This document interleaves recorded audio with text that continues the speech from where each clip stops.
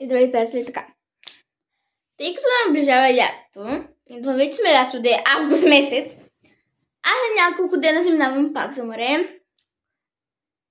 И няма съм 4 дена. И на 5-я ден стръгваме.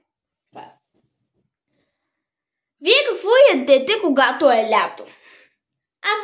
По принцип не спам. И ям тартурче. Ето. Което почти съм го изяла. Съм да не го разтъпилея. Много краставици, много сол.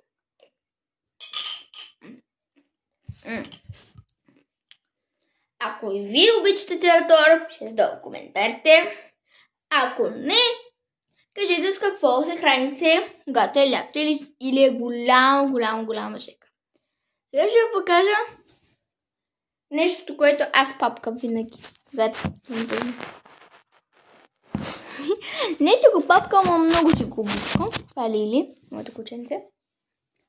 Обичайте си животните и никога не забравяйте да им слагате вода, защото може да умрат. Така, затова винаги слагайте водичка на животинките. И дори да не ги познавате и да ви е страх, слагайте, те също са Те също са живот. Ако ви бяхте на място на тези събрани, и вие щяхте да молите за водичка. Така че бъдете добри хора и да видите от мен.